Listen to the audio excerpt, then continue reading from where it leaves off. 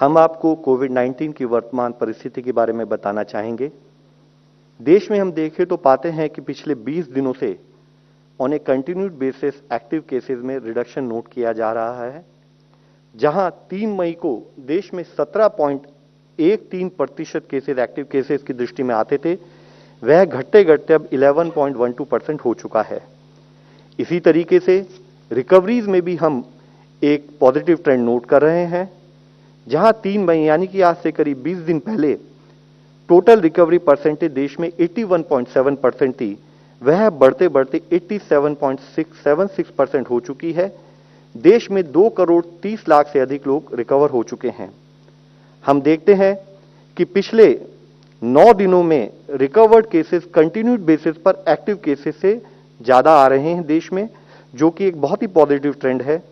22 states ऐसी हैं जहां पर रिकवरी जितने डेली केसेस रिपोर्ट हो रहे हैं उससे अधिक है। हम देखें तो पाते हैं कि 11 स्टेट्स ऐसी हैं देश में जहां पर 10,000 से भी अधिक रिकवरी डेली बेसिस पर नोट की जा रही है। अगर हम पिछले 24 घंटे का डेटा देखें तो पाते हैं कि जहां एक स्थाई पर 3,57,630 रिकवरी केसेस में हैं, और उसी तरह से नए केसेस अगर देखें तो पाते हैं कि 2,57,000 हैं, यानी कि रिकवरीज जो हैं वह देश में 1 लाख से अधिक जो हमारे देश में नए केसेस आए हैं उनसे अधिक हैं। साथ ही अगर हम जैसे देखें डेटा देखें तो पाते हैं कि हमारे मैक्सिमम एक्टिव केसेस एक समय पर यानी कि 10 मई में 37 लाख के करीब थे, जो अब घटते घटते 29 लाख के करीब हो चुके हैं, यानी कि वहां पर भी हम करीब 8 लाख से अधिक एक्टिव केसेस में रिडक्शन नोट कर रहे हैं। ऑन ए रेगुलर बेसिस पिछले 15 दिनों से हम एक decrease in terms of overall new cases report पा रहे हैं। 78% केसेस हमारे अभी केवल 10 स्टेट से आ रहे हैं, जो कि एक लिमिटेड स्प्रेड जहां पर के एक्टिव केसेस ज्यादा आ रहे हैं नोट करते हैं। 7 मई को जहां देश में 4,14,000 के करीब डेली केसेस आए थे, वह घटते घटते अब 2,57,000 केसेस पिछले 24 घंटे में देश में नोट किए गए हैं। ऐसी केवल 7 ही स्टेट्स है जहां पर 10,000 से अधिक केसेस आ रहे हैं, और 6 स्टेट्स ऐसी हैं जहां 5,000 से 10,000 के बीच में केसेस आ रहे हैं। डेथ में भी एक slow but relatively better trend in terms of management note किया जा रहा है। और हम देखें तो पाते हैं कि डेथ भी कंपैरेटिवली लिमिटेड स्टेट्स 6 स्टेट जहां से की अधिक संख्या में नोट की जा रही हैं, वह महाराष्ट्र, कर्नाटक, तमिलनाडु, यूपी, पंजाब और दिल्ली से नोट की गई हैं। ओवरऑल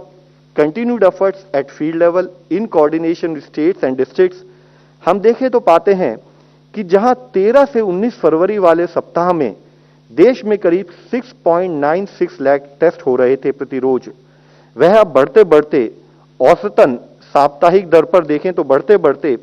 अब 19.46 लाख एक वीक में डेली बेसिस पर एवरेज हम कर रहे हैं।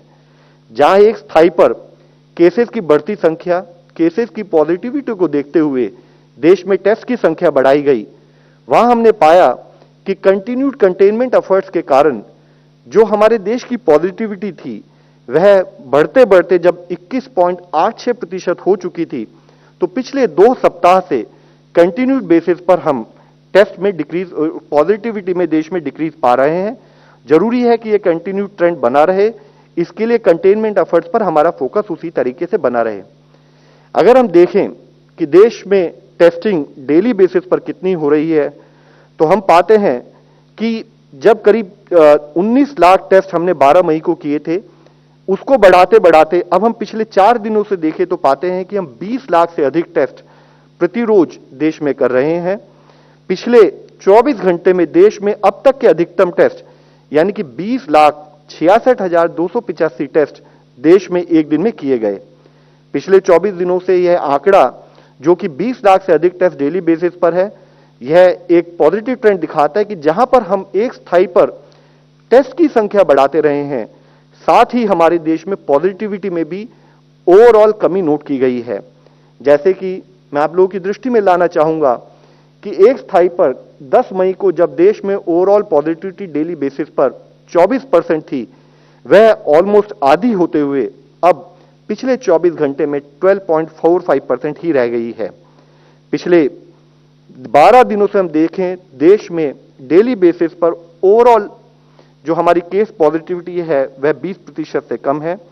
और पिछले 40 दिनों से हम overall trend in terms of decrease note कर रहे हैं। अगर हम देश में देखें कि जहां पर एक्टिव केसेस ज्यादा हैं, यानी कि जहां पर कि हेल्थ सिस्टम उन केसेस को मैनेजमेंट के लिए उतने ही एफर्ट्स करने की जरूरत है, तो देश में 8 स्टेट्स ऐसी हैं जहां पर 1 लाख से अधिक एक्टिव केसेस हैं। 8 स्टेट्स इसी तरीके से जहां पर कि 50,000 से 1 लाख के बीच में एक्टिव केसेस हैं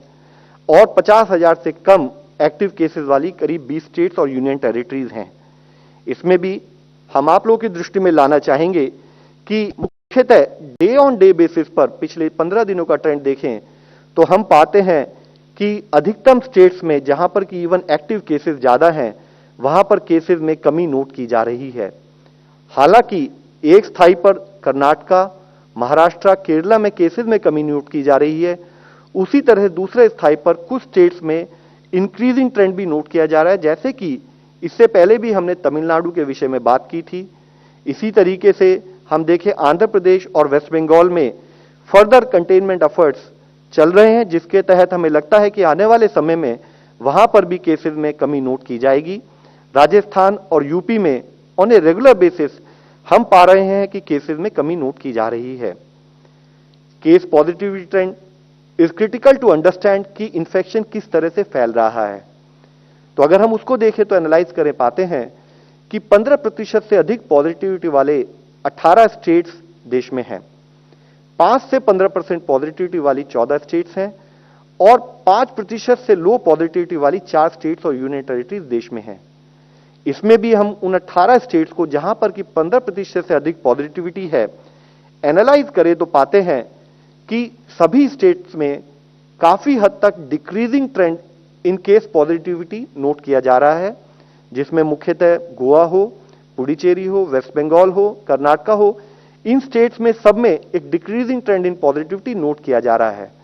हालांकि कुछ स्टेट्स इसमें ऐसी भी हैं जहां पर एक continued increasing trend of case positivity भी साथ में नोट किया गया है, जिसमें मुख्यतः सिक्किम, नागालैंड, इसी तरह मेघालय, अरुणाचल प्रदेश और जम्मू एंड कश्मीर है। हम स्टेट्स के साथ रेगुलर बेसिस पर कोऑर्डिनेट कर रहे हैं कि कैसे कंटेनमेंट एफर्ट्स को एक स्थाई पर और सुदृढ़ किया जाए, कैसे हम इन टेस्टिंग को और गति से आगे लेके जाएं ताकि हम ओवरऑल अर्ली आइडेंटिफिकेशन और केस पॉजिटिविटी मैनेजमेंट पर फोकस कर सकें। इसके साथ ही हम कुछ और पॉजिटिव ट्रेंड आप लोगों की दृष्टि में लाना चाहेंगे। ये अर्ली ट्रेंड्स हैं, जैसे कि इससे पहले भी इस मंच पर हमने सबसे विनती की है कि अगर कोई पॉजिटिव ट्रेंड है तो उसको कंटिन्यूड बेसिस पर और उसी मोमेंटम पर कार्य करने की जरूरत है। यह कारण ना बने कि हम उसको एक सेटिस्फाइड वे में लेकर उस पर कार्य कम करें। अगर एक पॉजिटिव ट्रेंड के रूप में देखें तो पाते हैं कि पिछले 14 दिनों में जहां 28 अप्रैल से 4 मई वाले सप्ताह में देश में 531 ऐसे जिले थे जहां पर कि प्रतिरोज 100 से अधिक केसेस आ रहे थे, वह घटते घटते 14 दिन बाद 468 जिले रह गए हैं, यानी कि 63 जिले ऐसे हैं जहां पर कि 100 से अधिक केस पहले आ रहे थे, वह कम हो गए हैं,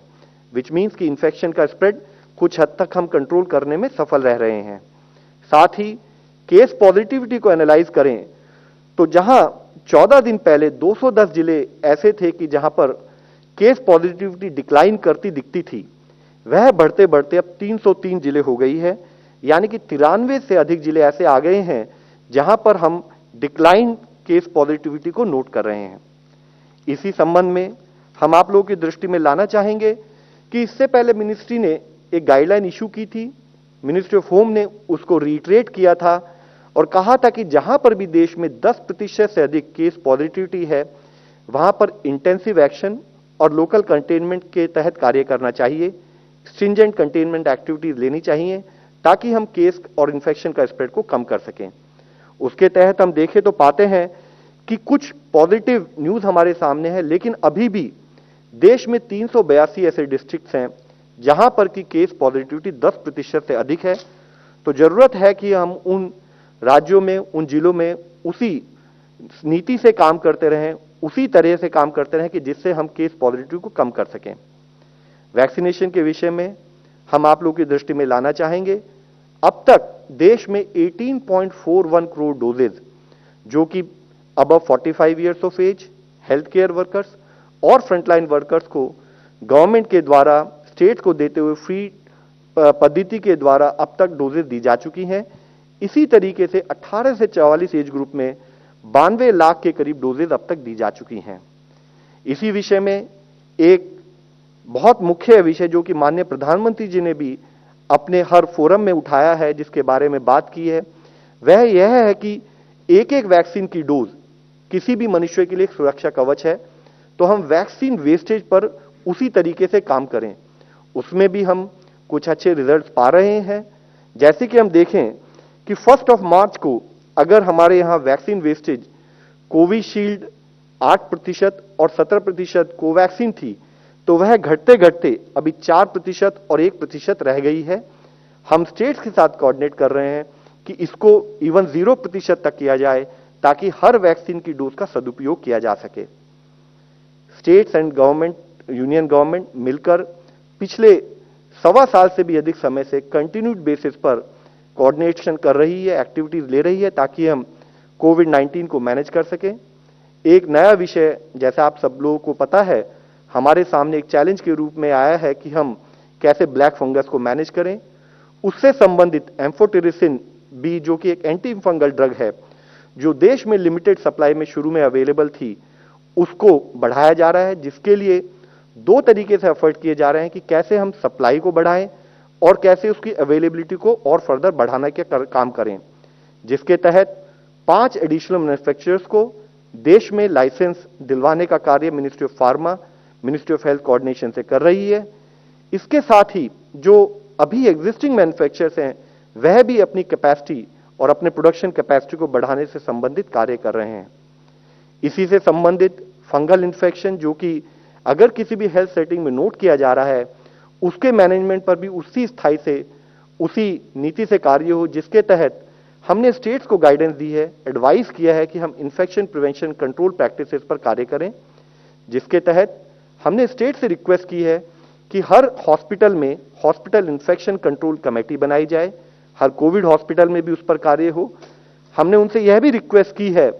कि ट्रांसमिशन बेस्ड प्रिकॉशन, यानी कि चाहे वे ड्रॉपलेट हो,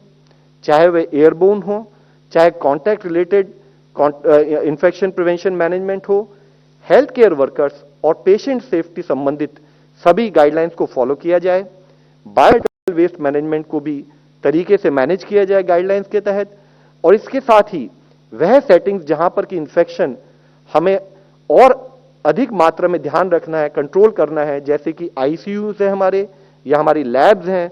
या वहां पर जहां की हमारे पेशेंट जो कि इम्यूनो कॉम्प्रोमाइज्ड हों, या स्टेरॉयड ट्रीटमेंट पर हों, या जिनको कोई एग्जिस्टिंग कोमॉर्बिडिटीज हो, वहां पर हम एनहांस्ड फोकस से इन्फेक्शन प्रिवेंशन कंट्रोल प्रैक्टिसेस पर कार्य करें। यह हमने स्टेट को गाइड किया है। इसी के साथ ही आयुष से संबंधित रिहैबिलिटेशन और मैनेजमेंट संबंधित गाइडेंस देने के लिए एक कंट्री वाइड काउंसलिंग हेल्पलाइन भी आयुष मंत्रालय ने शुरू की है।